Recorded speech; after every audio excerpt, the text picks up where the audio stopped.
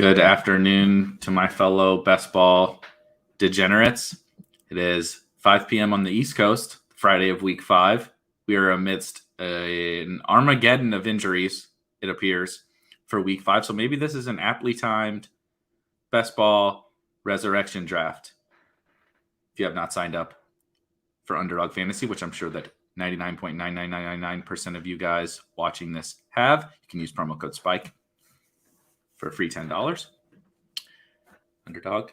Shout out Underdog. But holy cow, man.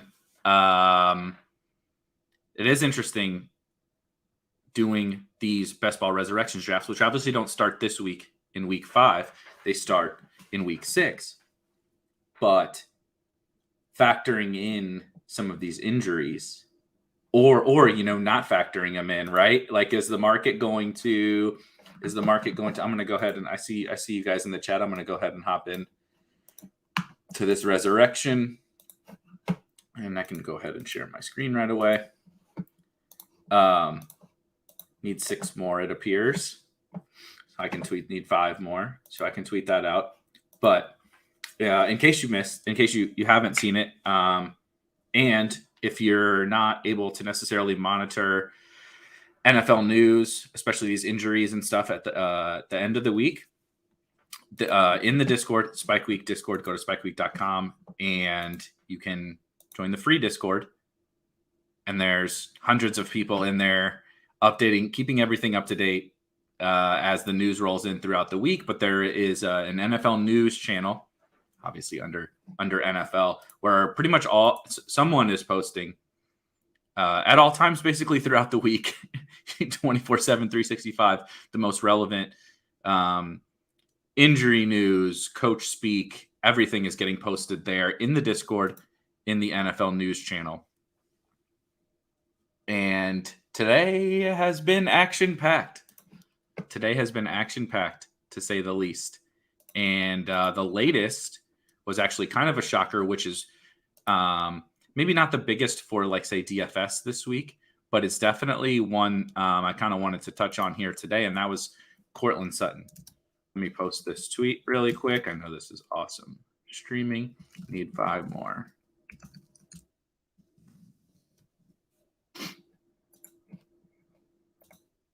But Cortland Sutton apparently got banged up today. That's very funny, by the way, Dan. While we're waiting for 5 people, we can joke around. I plead the fifth. On on your comment, Dan. I plead the fifth. NFL News is where you go for the Antonio. Yeah, I agree. We definitely get everyone knows me that's in the Discord. And the things, I get, I never thought in my wildest dreams we would reach 2021 NFL season. And if there is a whisper of news on Darrington Evans, I get tagged. If there's a whisper of news on Antonio Gibson, I get tagged. I don't get the Visca because the ship chasers get that, but my brand of guys have Trey Lance, right? So like Darrington Evans, Trey Lance, Antonio Gibson have become my brand guys that, like, they can't, take they can't take a shit, and have a boo-boo without me finding out about it from somebody, which is maybe a little overkill, but fun nonetheless. But to be serious for a couple seconds before this fills, we need 2 more. And so hopefully that'll fill here pretty quickly. But Cortland Sutton was posted in the Discord. Cortland Sutton suffered an ankle injury in practice today and is now questionable for the game on Sunday. We obviously don't know the severity of that ankle injury. Could be nothing, could play on Sunday and be totally fine. But these are interesting situations, I think, why I really like doing these in-season drafts and why I like streaming these in-season drafts, because they're a really kind of fun thing to talk through. Like, how do we react? How do we react? Is the market reacting? Right, on the Cortland Sutton thing, I don't imagine that we're going to, have anybody react. I mean, most people probably haven't even seen it yet, right? But it's interesting because he is ruled questionable, so that does make me think like, okay, it's most likely not a long-term thing, but this is just one of those situations that I think is important to at least like keep in the back of your mind as we start to dive into these in-season drafts, because the market is moving quickly. Cortland Sutton was a fairly significant riser, rightfully so, with KJ Hamler going down and obviously Jerry Jeudy being hurt for the majority of the season. And so Cortland Sutton makes for a very appealing target. And now, and Teddy Bridgewater is one of the very few kind of backdoor quarterback options that I think are even decent available to us in these resurrection drafts. And so it's just important, I think, to keep tabs on these situations. Let me send this out one more time.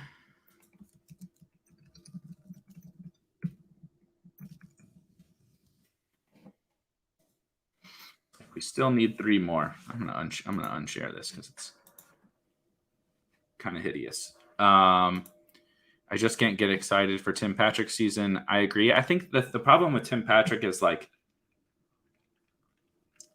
when is he ever going to like really be the guy you need? You know what I mean? I think Tim Patrick is useful in best ball because if he's playing, he's going to be productive enough, right? He scores touchdowns. He's just like this totally fine player. He can give you the quote unquote usable weeks, and he can, kind of help limp you through, especially bye weeks. Just having a little bit of a bankable guy, even if Tim Patrick is never going to go drop a 30 ball on anybody, right? Cortland Sutton can do that.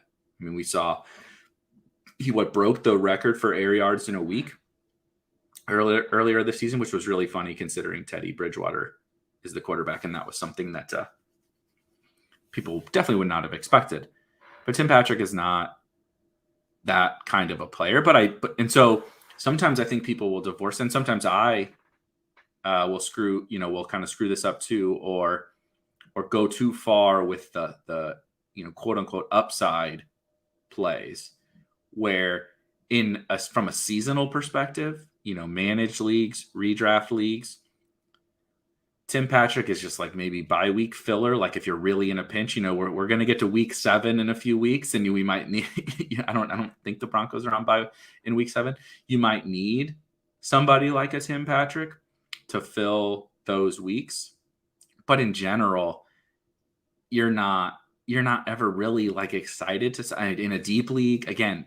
But from a managed league perspective, those guys are just not super appealing, right? You want kind of the higher end wide receiver plays because Tim Patrick's floor isn't quite as valuable. In best ball, I've found maybe part of the growth of my game is not to write off the Tim Patricks of the world, right? So look at Hunter Renfroe, was an 18th round pick on Underdog all year, basically never moved. I don't even think he was getting drafted at the beginning of the year. But like has a role, is going to play, is going to catch passes. Is he the biggest upside bet ever? No, he's not going to be the guy that wins you a week. But having a little bit of bankability in your roster with Tim Patrick's, with Hunter Renfroe's, Sterling Shepard was a great pick. Unfortunately got injured. Sterling Shepard, had a pretty bankable role as a late round pick. Emmanuel Sanders was an awesome pick in an awesome offense that did this too. And so I just think we shouldn't avoid them in best ball specifically, but I think sometimes the like season long brain carries over to best ball, and we do have to think about them really, really, really differently. And so that's actually a fairly significant change in my game this year. I was very much so too stubborn on some guys like that. So I'm interested a little bit in Tim Patrick in these resurrection drafts. Not like crazy, but I think he's a pretty strong pick. And good Lord, I could not possibly agree with this more. I couldn't possibly agree with this more. Let me post.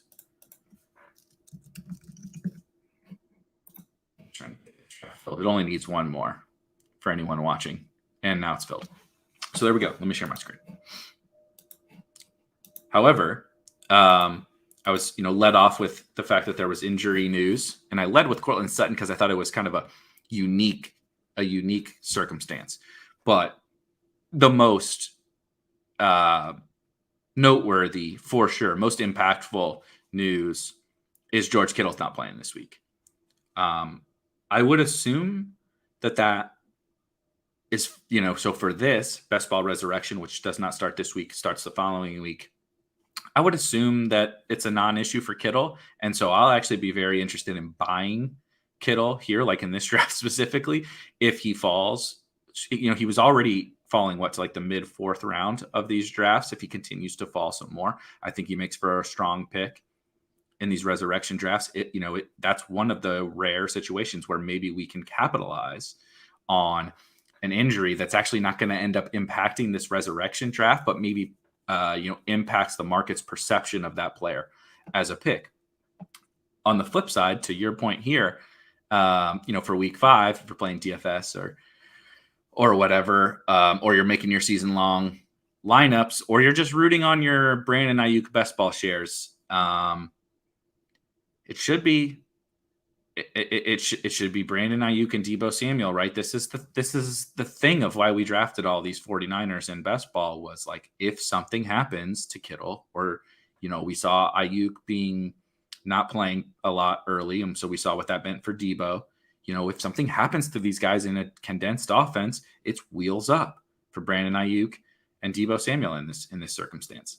Will that come to fruition? I don't know. I mean, Trey Lance is certainly not a polished passer, but Byron Murphy is out for Arizona, and so if you're looking for some signs of life from Brandon Ayuk, you would hope that this is it, right? Same thing with Kyle Pitts, right? Brandon Ayuk and Kyle Pitts are in very similar situations that, it's kind of like now or never. That's not really true. Ultimately, it doesn't really matter. But we do want to see, it'll certainly make us feel a lot better if we can get some production in a situation where, in theory, that production should be elevated. I'm pretty sure, yeah. And or with Deebo out, because Deebo was hurt last year too.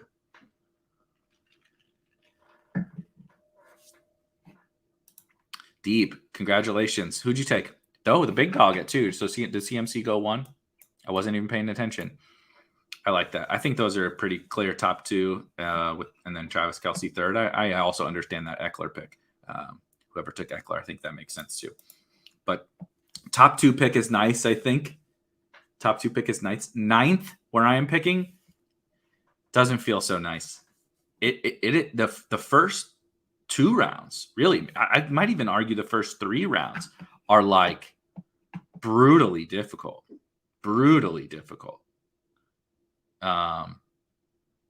It is tough to decipher, probably beyond. I still think Christian McCaffrey is the 101. And I do think Derrick Henry is probably the 102. And beyond that, it is also, I'm taking Stephon Diggs. I think Cooper Kupp going in front of Stephon Diggs is terrible.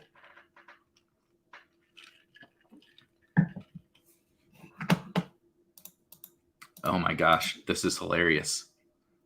Take Cast Fan.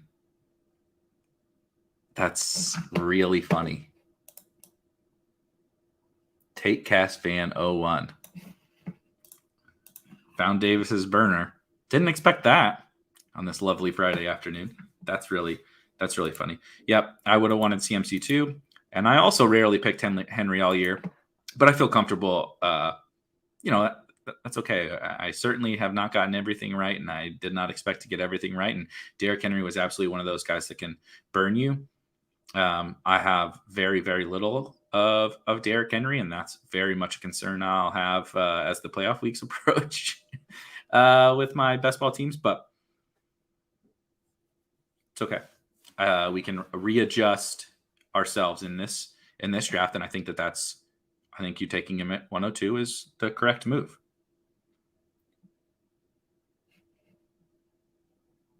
This was also really funny.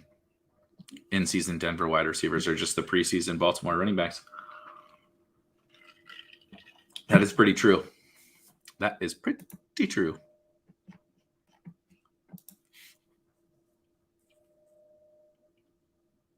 Definitely have a preference here.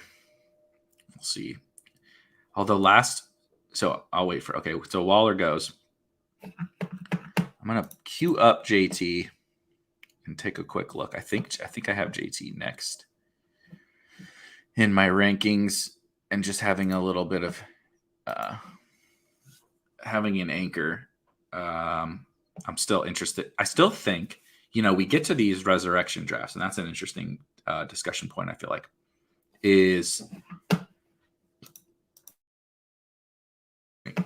sorry. And it's kind of overwhelming, right? We talked about this last draft on Wednesday. We did happy hour, and some guys were in here talking. King Coakley and some other folks were in here talking. Like, I did so many preseason drafts. I felt so comfortable doing drafts before the season started that we get into this resurrection, and it's like overwhelming, and like you feel so uncomfortable that you can still stick to structure, but you might like kind of not panic, but you get to each pick and it is not the comfortable feeling you had in August or whatever, doing your 100th best ball draft or however many you did, where you just knew who you liked, you knew who was available. There was never a feeling of being uncomfortable. And like, even right there, taking JT at 204, like I didn't really know, like I didn't have this crazy strong feeling about who I like there. And that's such a foreign feeling compared to preseason drafts. But that can sometimes lead to not planning appropriately for structure, not sticking to some of the structures that you believe in. And so like I was preaching all offseason that like anchor running back, hero running back was like my preferred strategy. And then we get into these resurrection drafts, and sometimes you feel like you're kind of flying by the seat of your pants, and you might lose sight of, and the player pool has changed. Everything has changed quite significantly. And so I'm still trying to, make sure I stick to a little bit some of my principles. And I also feel like there's a pretty sizable drop off at running back, even more severe than there was before. I mean, look at the injuries that we've had, right? David Montgomery, Chris Carson, Josh Jacobs was playing, but certainly doesn't look healthy. I'm already blanking. I mean, CMC is not going to play this week. I'm sure that there's other guys. Joe Mixon is hurt. I mean, Gibson looks like he's falling because of the injury news on him, which is apparently nothing, stress fracture, but he said there's no pain, and it doesn't appear that it's going to be an issue for him moving forward. I don't know anything about, I'm not a doctor, but it seems like it's not going to be an issue. But anyway, even Gibson has potential issues, so many potential issues on running backs that I think having that anchor in these in-season tournaments could be even more powerful potentially than our preseason drafts. Like in our preseason drafts, everybody was healthy. We could dream about the upside for everybody. We can dream about, the fragility of the position with zero running back, blah, blah, blah. But I think, the potential power, the potential upside in an anchor running back strategy in these in-season drafts might even be bigger. It might even be bigger than, what we were seeing before the season started, which I don't know if I would have said that. I'm not sure. Like if you would have asked me a month ago, if I would have said that, I'm not sure.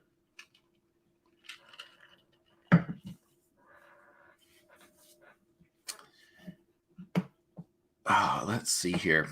I mean, I like Kyler, but Kyler going 25th overall is people are funny. The quarterbacks, people are funny.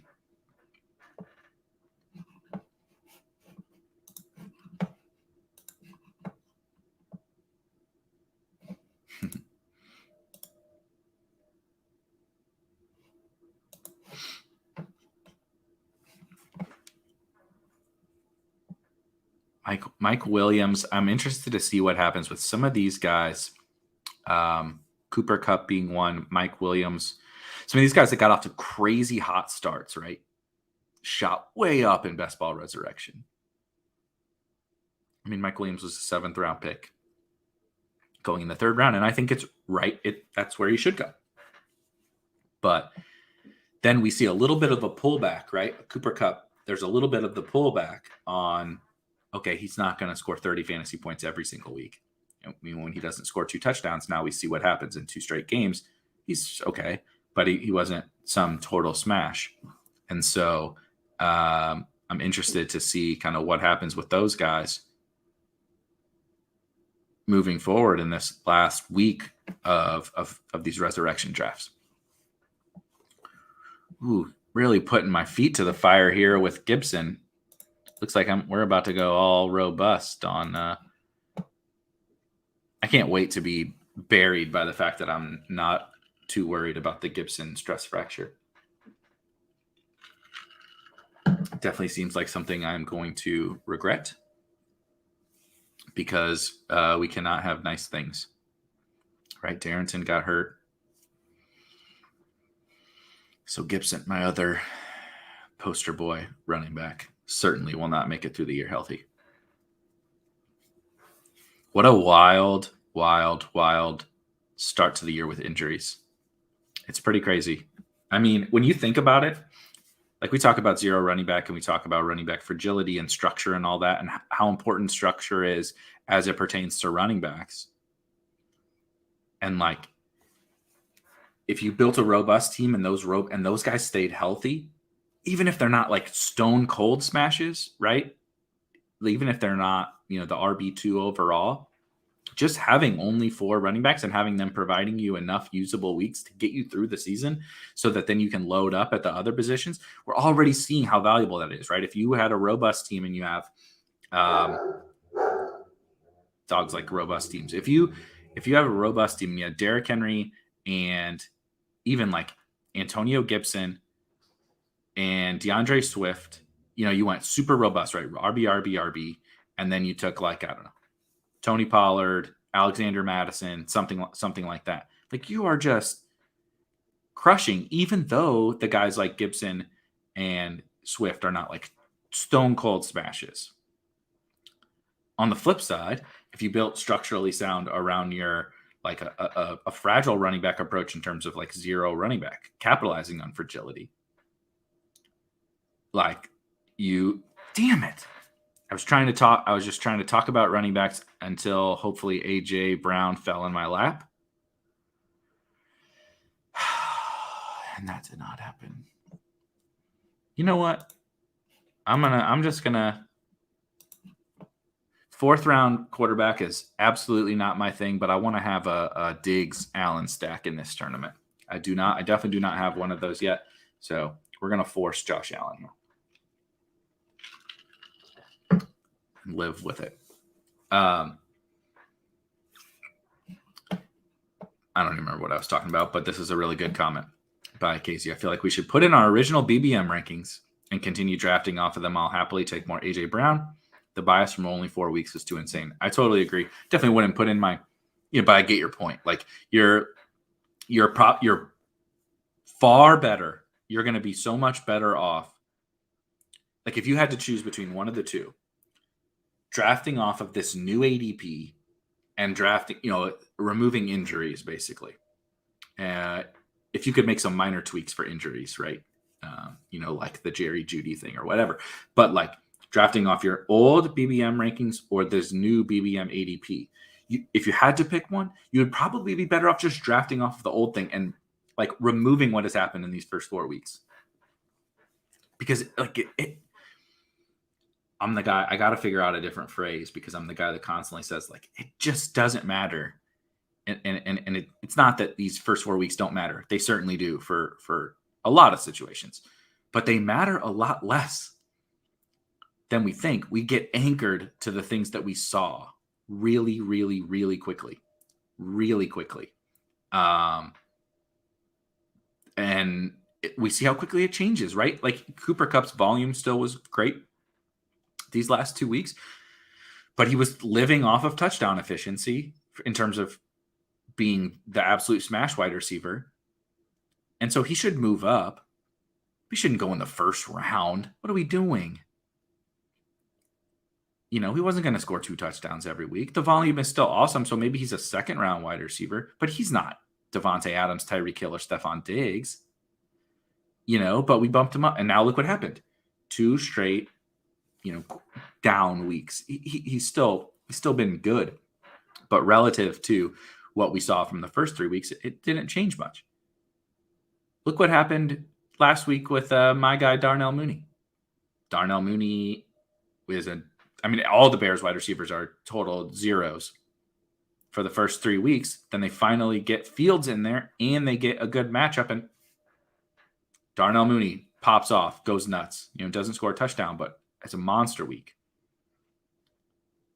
There's A-Rob going in the 5th round. I do think people do still seem to be like, I kind of thought A-Rob would fall far. I kind of thought A-Rob would fall farther than this. And I've definitely been wrong about that. But I think this is still, I'm still interested in buying Allen Robinson. Like, I listened to the Pick 6 on Roto Grinders, which is Dean hosts with Rich Rebar and John Daigle. And Reeves made some just awesome points, like about Allen Robinson. That people making the case that Justin Fields is bad for Allen Robinson. And it's like, it's been 2 games, one against the Browns, which was just a stone disaster.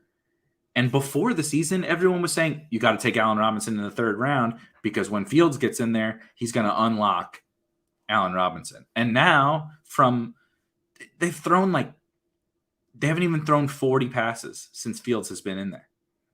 And we're like, nope, Allen Robinson, not a fit for Justin Fields. Like, what are we doing?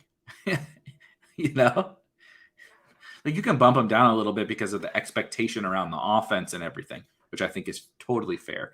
But like, to this point, the bias from only 4 weeks is too insane. And so I tend to side, like, in these drafts. Like, I say that, and I reached a little on oh God. All right. Speaking of not overreacting to a few weeks, just gonna give me another Kyle Pitts share and watch this $10 burn like all the other money I drafted with Kyle Pitts. Yeah, this is outrageous. CPAT is a really interesting discussion, actually. CPAT is a really interesting discussion. Yeah, Pitts is a great example. Like, if your thesis was similar to mine with Kyle Pitts before the season, and like you could see the upside, we haven't really seen anything to change that. In fact, especially over the last couple of weeks, they're force feeding him in the red zone. If you go back and watch those games, or even if you just go look at the data, he's getting red zone shots. He's getting end zone shots, like a bunch of end zone shots. He has converted, obviously, 0 of them. He has not converted 1 of them, but they're looking to him in the end zone, and they're force feeding him in the end zone. He's getting targets. He's playing a ton. He's playing wide receiver a ton. Everything is what you kind of hoped for. It's just the touchdowns have gone to Cordero Patterson and a little Mike Davis, like last week. So like the Cordero Patterson like emergence is a negative against Pitts, but like other than that, nothing has really changed. I've been really encouraged by the last couple of weeks. It's just that it hasn't shown in the box score. But so now he's a 6th round pick or whatever. Like, that seems crazy. So now I'm pressed up against the gun with Sutton here, who I would so instead of Sutton, who I would normally take Sutton here, I think I'm going to take Odell. A little worried about your running backs. A little worried about the Baker injury thing, but I'm trying not to. I'm trying not to overreact to that, and maybe that'll burn me. But I think there's a lot of reasons to be really bullish on Odell right now.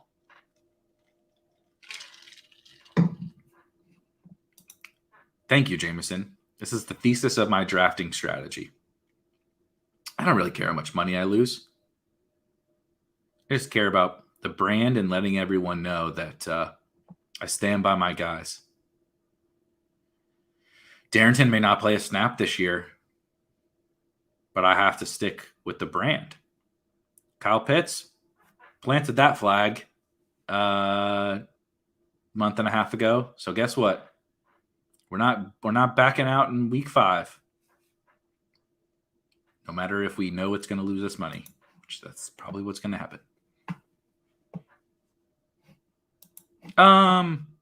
They moved the ball a shit ton last week, and they got into the red zone multiple times against the Giants. But agreed, the part of the issue has been so far with the Falcons and with Pitts is ineptitude of the offense. But that's also, and I was guilty of it too. But that's also talking about reacting too much to a small sample. Coming into the season, we were not all that worried about this offense being one of the worst in the league, right? We probably all thought mediocre, average offense, right? Matt, the concerns were, is Arthur Smith going to continue kind of his magic from Tennessee, which that doesn't seem great so far. And Matt Ryan's getting old. But we know Calvin Ridley's a baller. We know Kyle Pitts is a baller. We weren't really concerned about whether this offense. We knew we thought we knew the pass volume would be there. But after a couple of bad games, we wrote them off. And then look what happened last week against Washington. Lit them up. It all went to Ben Roethlisberger is Ben Roethlisberger last year. Big Ben it's over. It's absolutely over for Big Ben. And Matt Ryan is nearing the end too. I agree. I'm mostly joking. I don't disagree totally with your sentiment, but that's a great discussion point about we overreacted, not overreact. We probably did overreact to 3 poor performances from the Falcons offense. And we decided it's over for them. They're bad. And we wrote off all the players, right? Kyle Pitts drops multiple rounds. Calvin Ridley drops multiple rounds. Mike Davis drops multiple rounds. CPAT goes up, which is also kind of funny. It's we think the offense is horrible, but the one guy who's playing 30% of the snaps, that's the guy I want. It's a very interesting situation. I did want to bring up CPAT because he is interesting. It's kind of a discussion point that people won't have because it's not sustainable. It is not sustainable what CPAT is doing. No one can argue that. We get it, right? Posting a tweet saying CPAT can't keep this up is not helpful to anyone. No shit. He's not going to score this many touchdowns on these few touches. No shit. He's not going to get the ball on this percentage of his snaps. But when you play well on an offense devoid of talent, right? They don't have, especially now Calvin Ridley's out this week. They don't have a lot of options. So if you have the one guy who's playing well, CPAT, why would you not play him more? They're probably just getting now. It's not sustainable, the efficiency. But what if the playing time increases and the efficiency comes down? He still probably scores more fantasy points. So CPAT is actually not something I'm a lot of people are basically this is ridiculous. CPAT can't keep doing this. And I get that, but also I'm going to take my guy, Damian Harris here. We're robust RB in this, baby. I think this is the 3rd resurrection stream I've done, maybe 4th. It's the 2nd robust running back team I'm about to draft. RIP my brand. Guess I was lying about the brand thing. But CPAT and the Falcons are a really they got to be one of the bigger decision points in this entire resurrection player pool type of thing. What are you doing? Do you think that they're as bad as they were the first 3 weeks? Do you think that they are what our preseason expectation was? Do you think that they are what they were in week 4? Right? There's all these different things. And I mean, of course, I don't know what the right answer is. All I'm trying to do is gauge what the market thinks.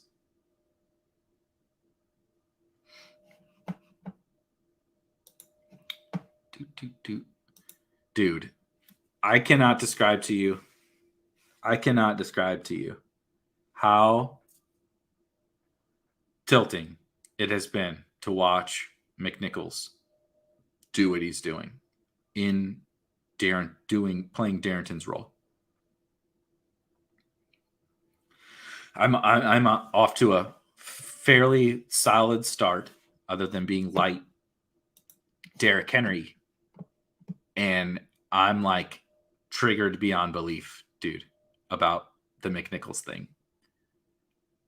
It's like when you're right but you're wrong, right? Like, I don't know how to better identify a profitable situation than a backup running back with contingent value to look. Derrick Henry's the 101 or 102 now in drafts, right? Okay, it's time. I'm doing the Ayuk thing. Derrick Henry, one of the best fantasy running backs in the league. You can get his backup. When I first started this whole Darrington movement, he was an 18th round pick, right? And the thesis was, okay, Derrick Henry's not going to play every snap. Darrington's going to get passing down work. Maybe he gets 2-minute drills. Maybe he gets garbage time. And like, there's like a potentially usable role here with Derrick Henry, healthy and playing. And then he obviously has the contingent upside if Derrick Henry goes down. And like, I don't think I feel any more confident in any take I've ever had watching Jeremy McNichols had 12 targets last week. 12. He's had 2 usable weeks out of 4. While Derrick Henry is the RB1. Derrick Henry is the RB1 and Jeremy McNichols has had 2 usable weeks. I'm not tilted, obviously. I just spent 5 minutes talking about how I'm not tilted.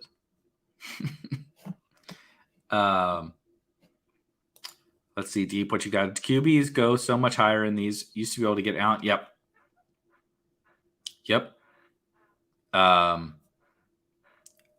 It creates an interesting kind of decision tree, if you will, where in theory I would like to not take quarterbacks as early as they go, especially some of the specific names that we're talking about.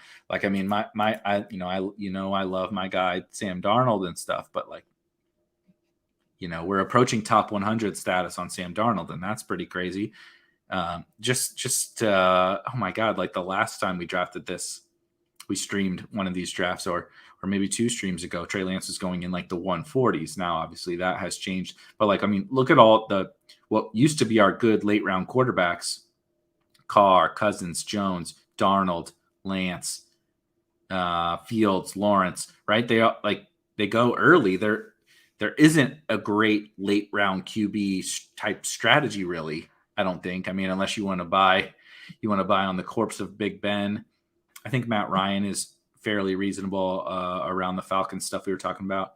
Heineke would be fine, but Fitzpatrick's going to be back at a certain point, which kind of offsets that.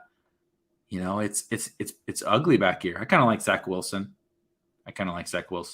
But Zach Wilson isn't league winner type upside, so it does create an interesting strategy around quarterback in these because of how pushed up they are. And that was part of why I took Josh Allen.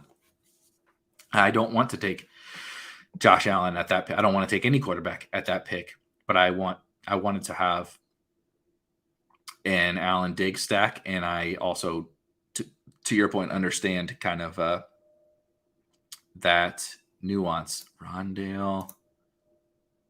Ooh, yeah, we're going to take Rondale.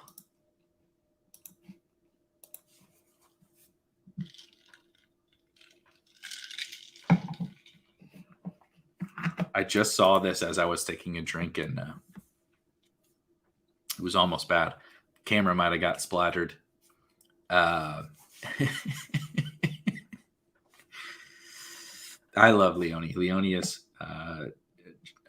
one of the few people. It's really funny because he gets a lot of flack for the Leone for Perriman, Mike Davis, right, stuff like that. But he's got to be one of the top couple of minds and people you should listen to, like in fantasy football overall, across all facets, right? Best ball, managed, dynasty, auction, obviously DFS. I think is maybe even his best, kind of use case or whatever, skill set. But it's just really funny because he identified what turned out to be Quintez Cephas, right? And that's what happened. If I could have told you would get Quintez Cephas or Khalif Raymond, if I go look at what Khalif Raymond and Quintez Cephas have done, and I said you can have those guys in the 16th round, you'd be like, brilliant, give me them, all of them. And it's the same thing as Darrington. It's like you were right, but you were so wrong. So wrong.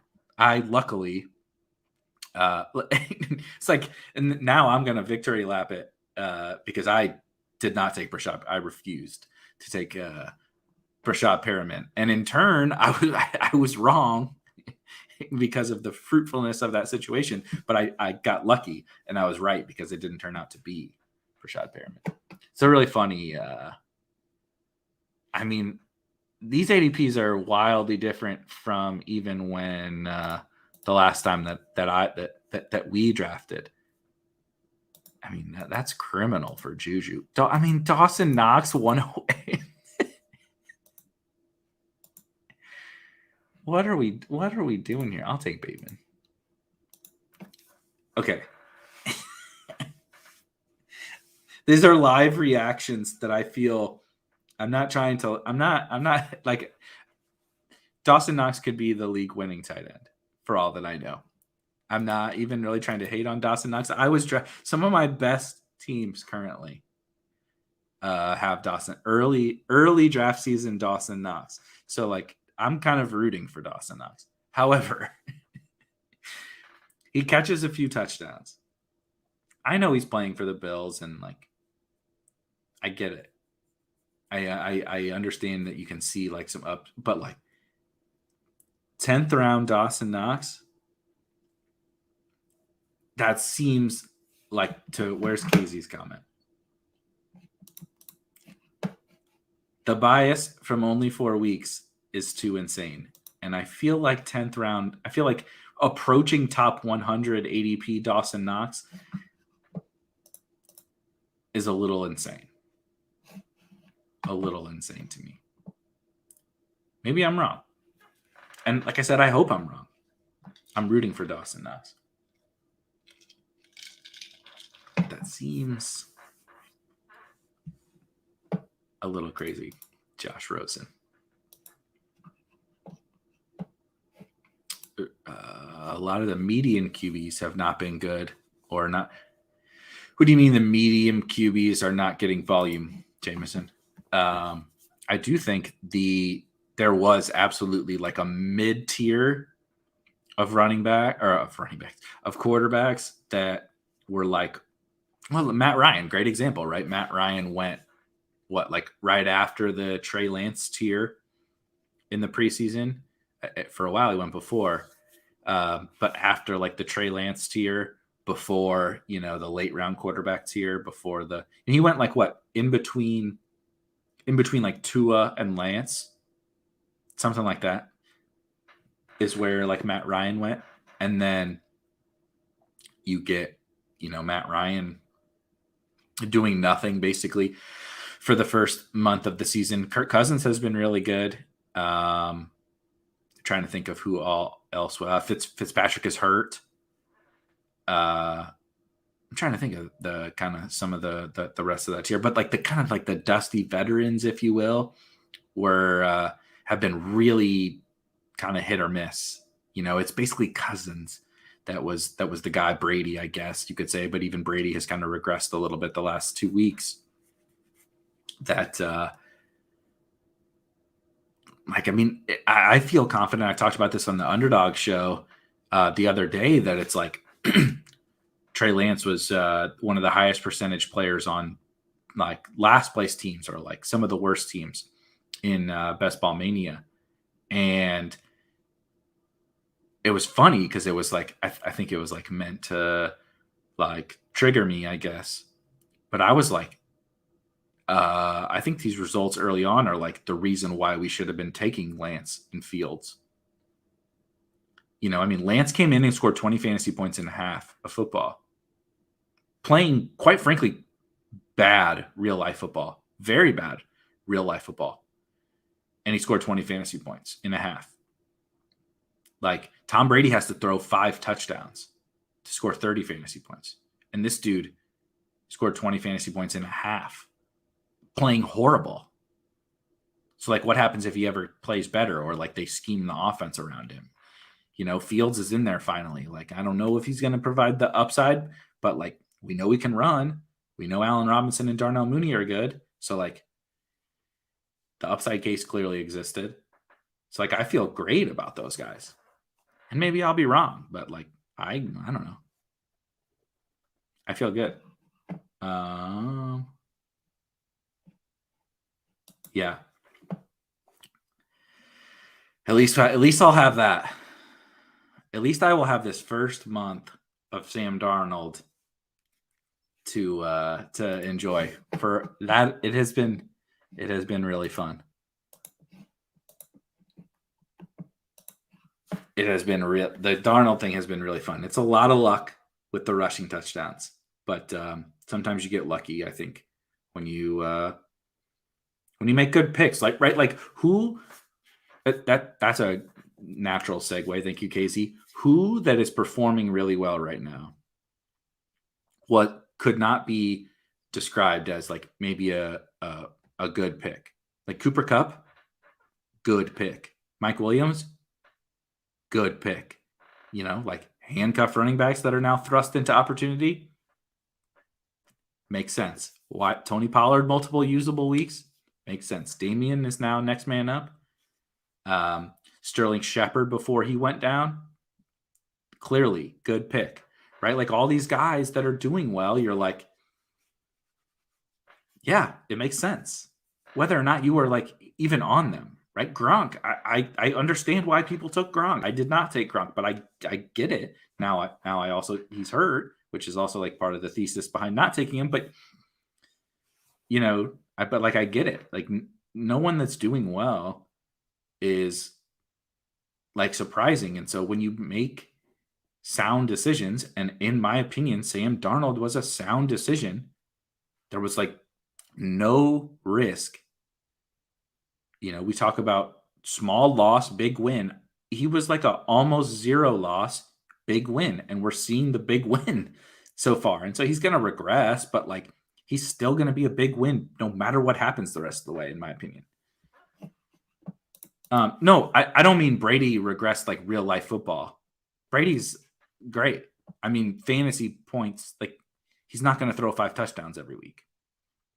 And that football, he lost Gronk and AB, and they're old, and they played in a rain game. And sometimes you play in rain games, and like he's not going to throw 5 touchdowns every week. I didn't mean like Brady regressed as a football player.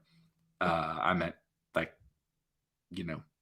305 touchdowns is not going to happen every week, but he needs, what he needs to be, a smash fantasy asset is that basically, not 305, but this one's actually kind of tricky. I can close out running back. We'll close out this. I'm actually going to close out this robust team with Singletary. I like it. I like this. Now we're just about to smash some wide receivers. My wide receivers are not very good, but that's okay. Let's see. Pass volume. Oh, yeah. Pass volume for Burrow. Really good point. Yeah, Baker is not surprising. Dak is very surprising. But they're just I don't think that the Dak volume dogs also are not worried or are worried about this passing volume point, Jameson. Dak's volume has been because of high efficiency.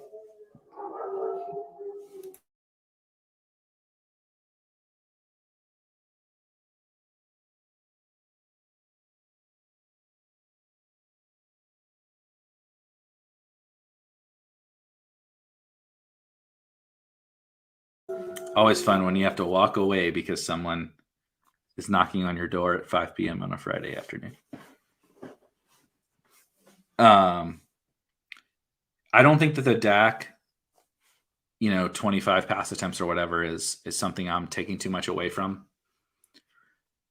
The efficiency is what's driving the low volume, and then he's front running. They're up by so much. They're kicking the shit out of these teams that they're not going to throw a ton. And then when he is throwing, when they're front running, it's like hitting for big touchdowns. So like I'm not worried about Dak.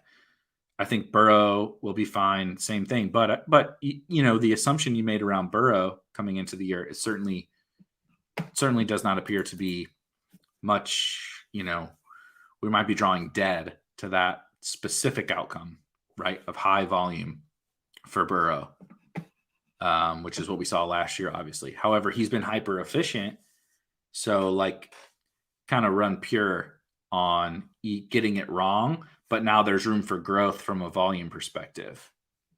Jameis, Saints are a disaster. Real big disaster. Yep. And that you're absolutely right. Everything that you outlined, the premium guys get pushed up further. And then the guys the Darnolds of the world who have performed get pushed up ahead of all these underperforming guys. And you don't feel comfortable taking the underperforming guys. So it does make sense, but some of it is a little overreactionary. I definitely would not, I don't know where Dak goes. Let me look up.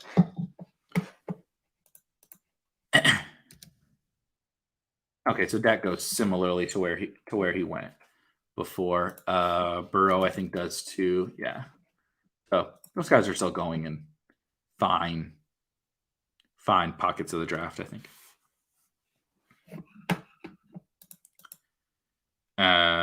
Like who? I'm not really that interested in the Saints, but I might argue, Michael Thomas is going to be back. So who are you buying when Michael Thomas comes back? Jameis, I guess. But what's really what is really the true upside of Jameis Winston, even when Michael Thomas comes back? Remove the name Jameis Winston. Everybody is anchored to Tampa Bay Jameis Winston that threw it 50 times and was, fantasy gold because their defense sucked and blah, blah, blah. But what's really what is Jameis going to win you? Jameis threw 5 touchdowns in week 1.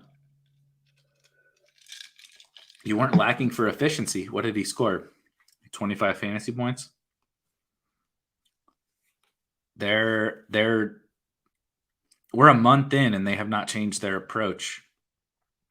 This isn't players getting opportunity and it's just, Odell air yards last week, right? We saw the opportunity, but both of the weeks that Odell has played, we saw the opportunity, but the results didn't come to fruition. Kyle Pitts, we've seen what we wanted to see, but the results didn't come. For the Saints, we haven't seen what we wanted to see. Who are you buying? I drafted Kamara in my last one of these. I do think Callaway makes sense, but also when MT comes back, I think Callaway is gonna turn to dust. Ooh, do I have a Titan? Dang it! Because I like buying Tannehill low here, but I'm gonna take Terrace. And maybe this is the Saints thing has been a roller coaster. I feel like I made a big mistake with the Saints where I was like out. I did take I was taking 18th round Marquez Callaway early in the offseason, which was fine, I think. But I was largely out on the Saints because I thought that there was so much risk and so much uncertainty and maybe not as much upside as the market had baked into all of their costs, including Kamara. And now we're seeing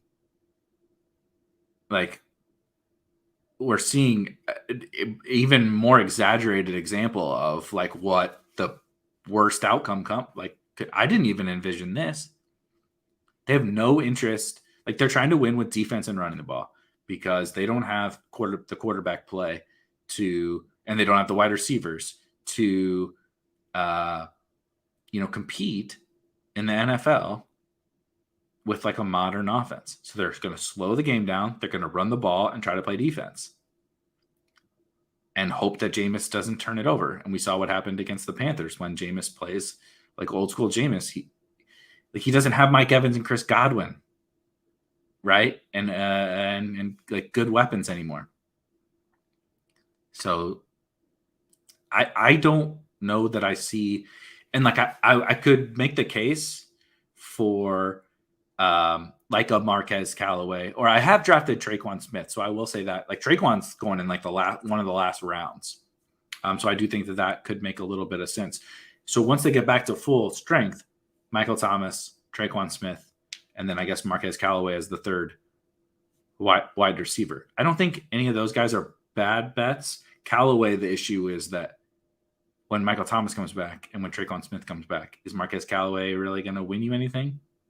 We're drafting the third wide receiver on still probably a run first, low volume offense, just because we were anchored to preseason ADP. They're tough. The Saints are a tough one. No arguments for me on timeout. Tojo is down, and I think it's Tymont and oh my god, I'm blanking on the other backup. I don't remember if so they have Divine Digbo, but he's a special teamer, and then they have oh my gosh, he was DFS chalk in a week 17 a couple of years ago.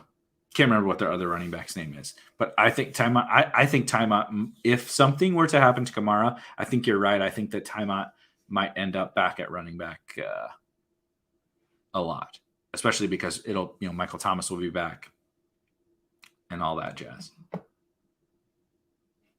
Yeah, the Taysom thing is crazy. We knew that Taysom was going to probably steal some of this stuff at the goal line. But he has 3 touchdowns in the last 2 weeks? On a low scoring, low volume offense, you can't have the backup quarterback stealing a touchdown a game. I mean, obviously, I'm not expecting that to sustain for Taysom, but the fact that it's clearly a part of what they're trying to do at the goal line, if he continues every single week to get those touches, it's they're just tough. They're I'm not feeling excited about my Kamara teams. I'm not feeling excited about any Saints exposure, really. I kind of wish Taysom would get. I have a couple of Taysom teams. You almost wish that Taysom would get the quarterback job, just to bring a little excitement to the team. Yeah.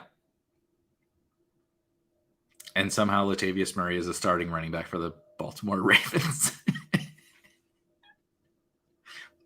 What a luck box. Dwayne Washington. That's it. Thank you, Flea. Is it Flea? Because the A is capital, or only the E is lowercase. You have to explain that one to me.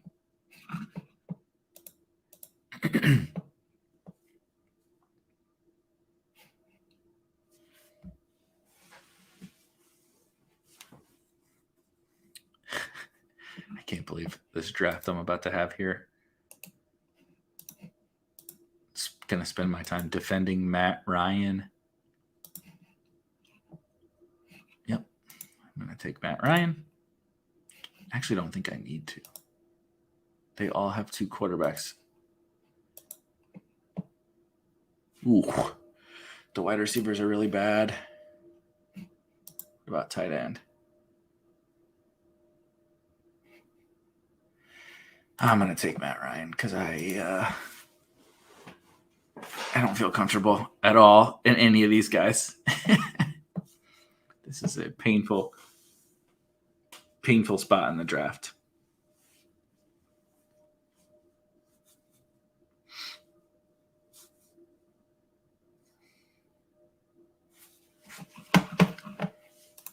Yeah, Dwayne Washington, chalk week in DFS. That's how you know you're a degenerate, when you remember players that are on NFL rosters by like, oh yeah, there was a week 17 where he was chalky because the Saints rested everybody. And I couldn't remember his name. Ooh, tight end run. This will work because then I can reach on the guy that I want to take. I talked about this last stream, but I'm also going to play him in maybe if Chi-Town True does not take my guy here. I always find that like as my pick is approaching and I'm waiting on someone to be available, like I'll like go silent as if I can't talk because this person he's not watching this stream. So it's Dan Arnold season, baby. I'm actually like, this sounds terrible, but I'm legit like kind of excited for Dan Arnold. I think he's like, maybe the best tight end pick. I think I talked about this last stream too, so I won't bore you with more Dan Arnold talk, but I'm in. I'm very much in on Dan Arnold. I mean, when you trade CJ Henderson for Dan Arnold and you don't have any other tight ends and DJ Chark is now gone, I legitimately kind of think like Dan Arnold is going to be one of the more valuable fantasy tight ends down the stretch, which is not saying a lot because like there's hardly any of them. But I think, I don't know. I thought that about multiple other guys before the season started and was clearly wrong. So I could certainly be wrong, but I think the stars have aligned for Dan Arnold to be like an actually really strong fantasy tight end.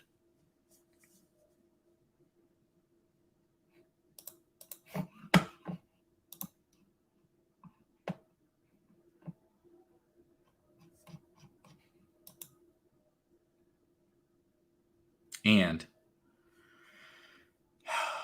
I'm probably going to play Dan Arnold in DFS this week.